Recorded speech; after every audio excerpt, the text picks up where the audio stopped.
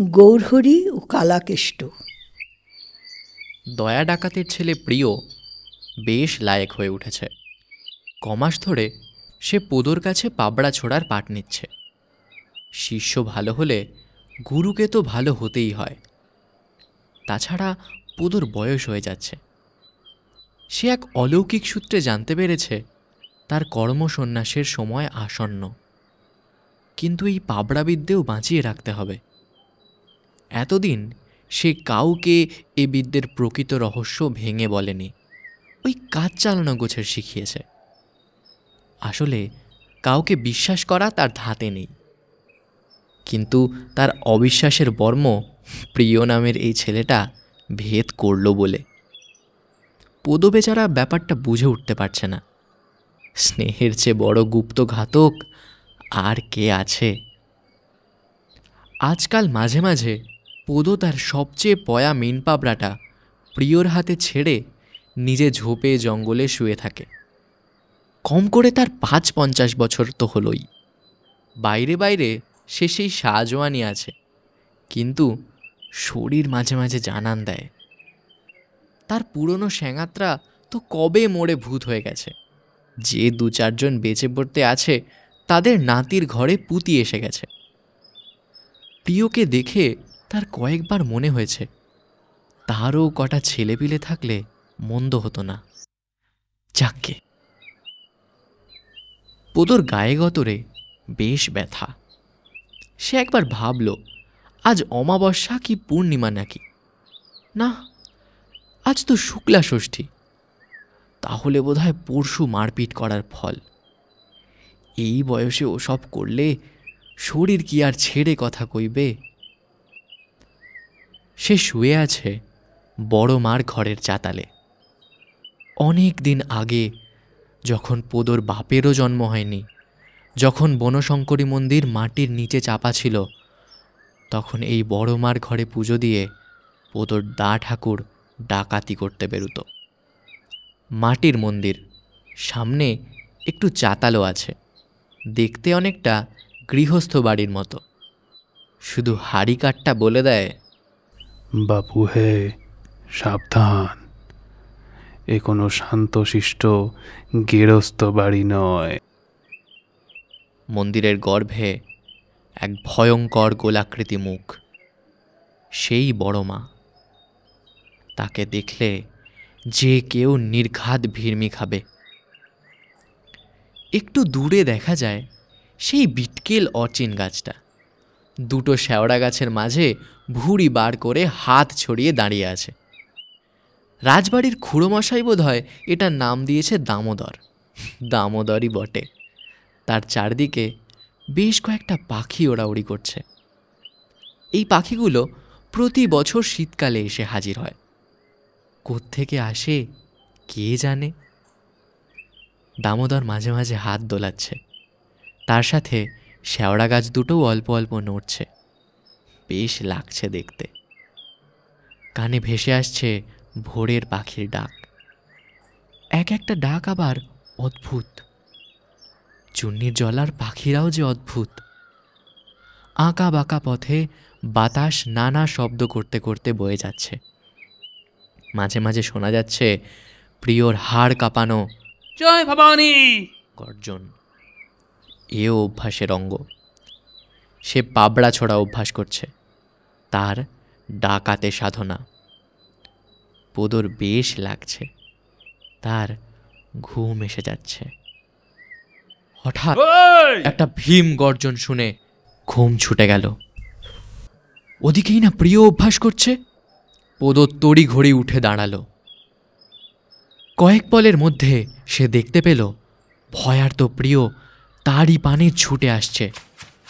তার পিছনে দেখা দিল আর একটি মানুষের অবয়ব। এই আবার কি? অচিরেই পোদো বুঝতে পারল লোকটা সেন মশাই। হলোটা কি? পোদো তার দিকে দৌড়ে গেল। তার তখন রুদ্র রূপ। পোদো তাকে প্রায় জড়িয়ে ধরে বলল, কর্তা কর্তা কর্তা শান্ত হ, ও ও দয়ার ছেলে প্রিয়। সেনমশাই হাঁপাতে হাঁপাতে বললেন, হারামজাদা আমারে পাবড়া মারে, এত বড় হাসপাতাল! প্রিয় তখন বড়মার পিছনে লুকিয়ে পড়েছে। পোদো বলল, কর্তা, এ ছোড়া তো তোমারে চেনে না, ভুল করে ফেলেছে, মাপ দাও, মাপ দাও, শান্ত হয়ে বসো।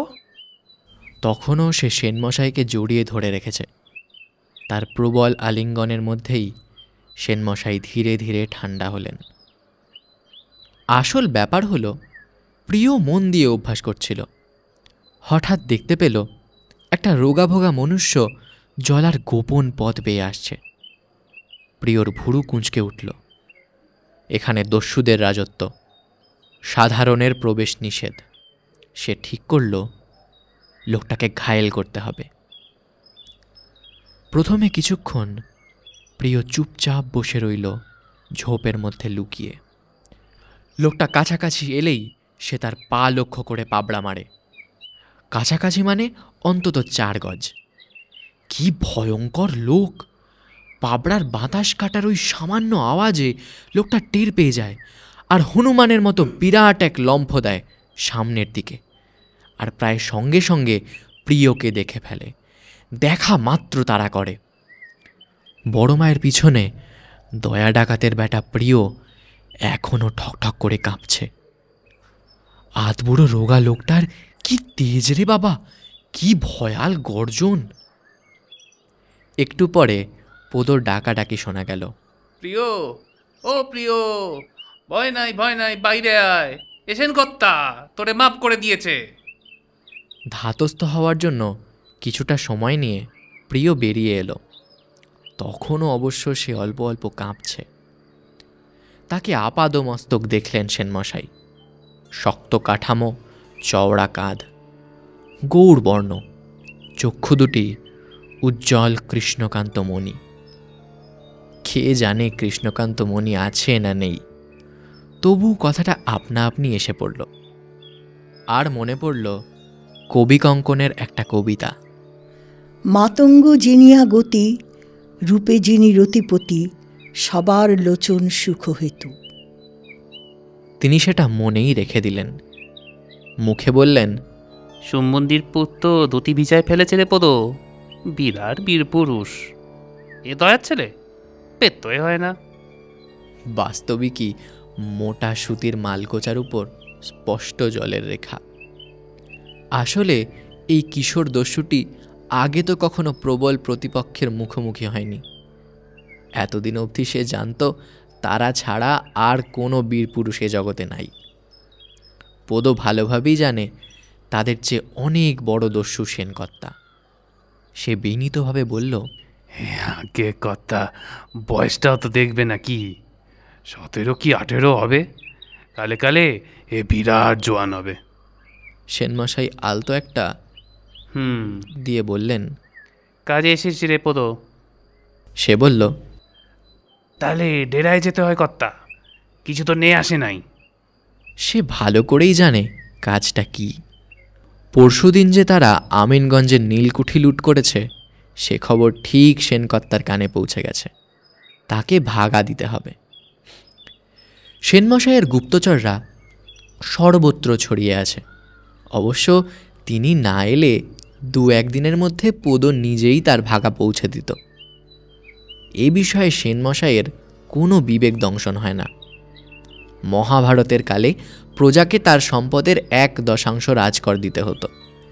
কালিদাসের কালে রাজা পেতেন 1/6।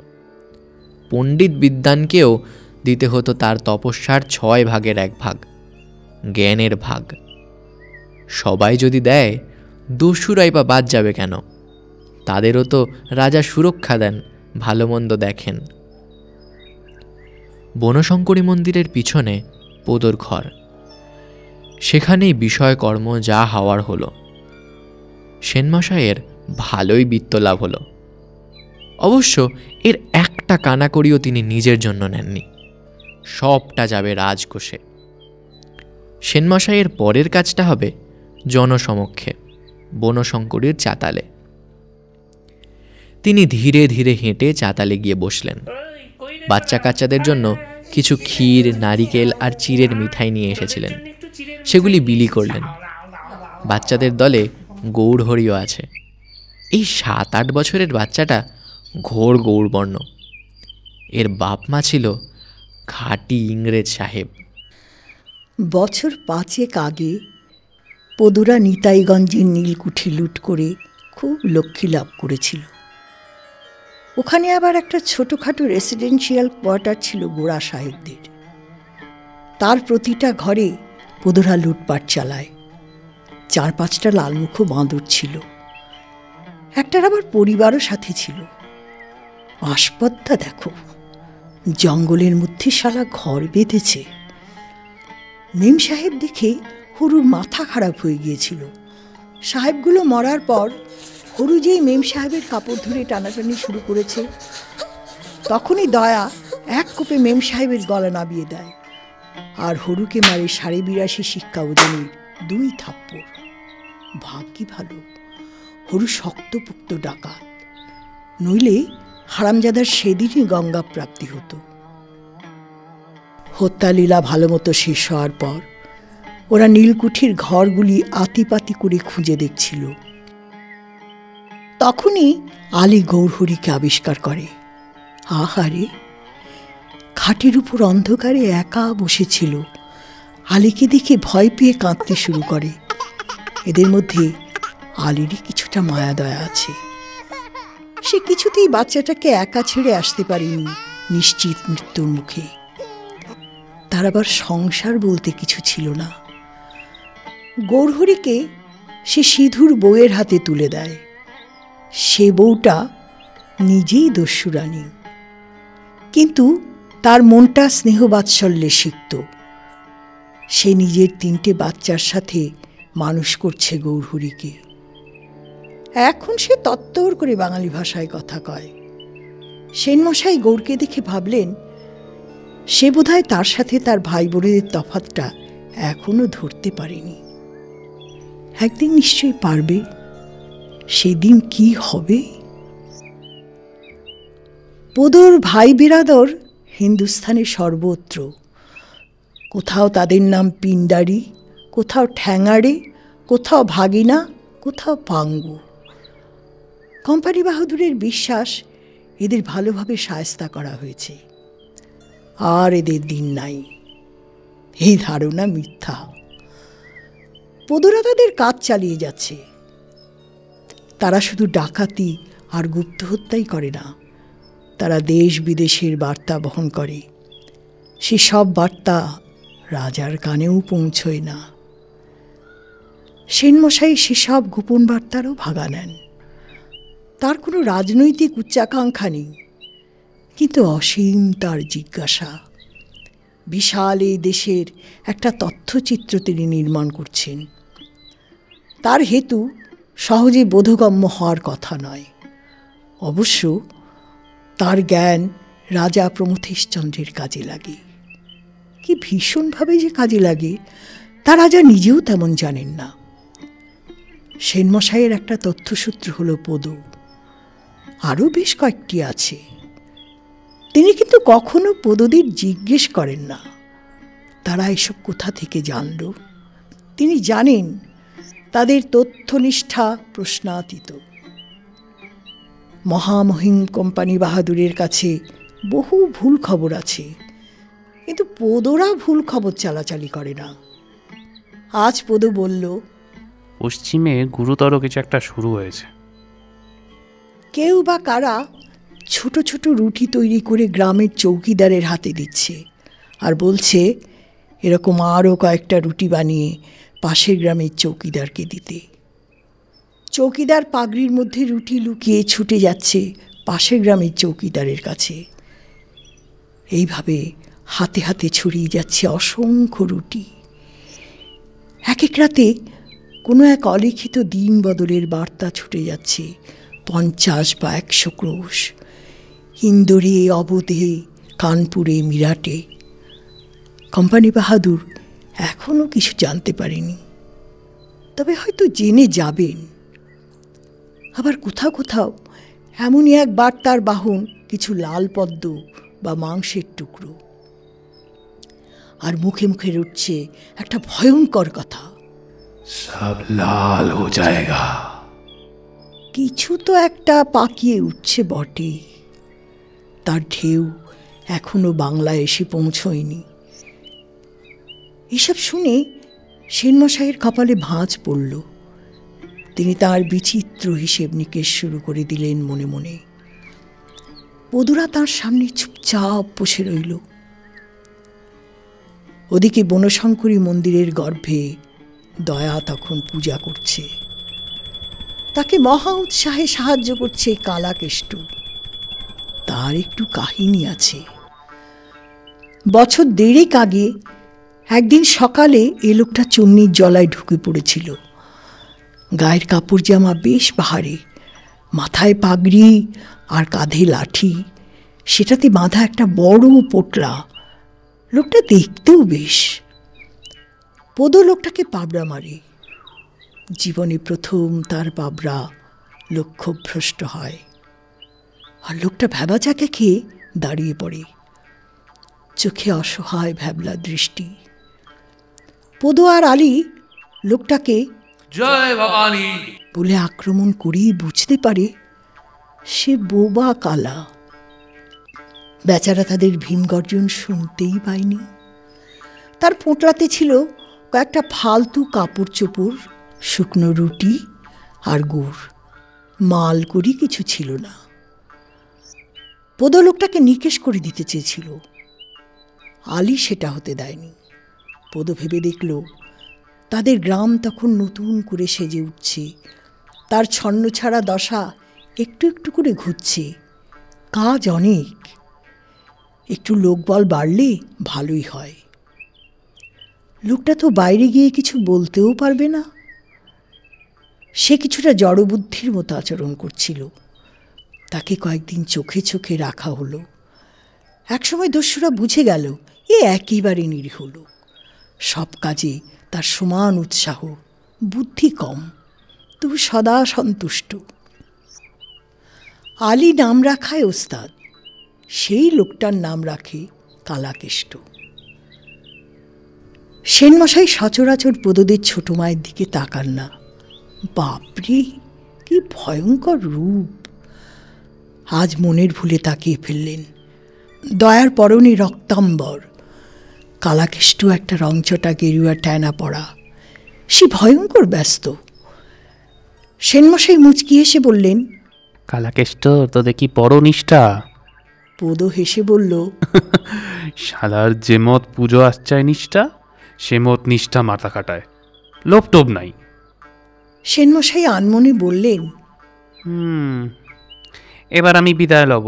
পদ বলল, চলো তোমার সহিত কয়েক পা যাই। তারা দুজনে রওনা দিল বনপথে। পথে অন্যমনস্কভাবেই দু একটা কথা বলছেন সেনমশাই। তার কিছু প্রশ্ন, কিছু উপদেশ। পদর অবশ্য অনেক কথা বলার আছে, কর্তা যেন শুনেও শুনছে না। ফাঁসি গাছের কাছাকাছি পৌঁছে তিনি হঠাৎ বললেন, কালাকেষ্টর পূর্ব কথা কিছু জানতে পেলি? অজ্ঞাত কুলশীলদের বিষয়ে সদা সতর্ক থাকতে হয়।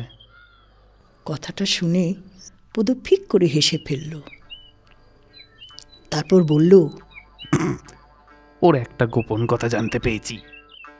বেটা জাতে মুসলমান, আমি ছাড়া কথাটা বোধ করি কেউ জানে না। সেনমশাই জিজ্ঞেস করলেন, তুই কেমনে জানলি? পদ বলল, শ্যামা পূজার পরদিন মাতাল হয়ে পড়েছিল বেটা আমার আমবাগানে, পুরা উলঙ্গ। তুতিকানি হুতুলি পুতুলি হয়ে তার পাশে পড়েছিল।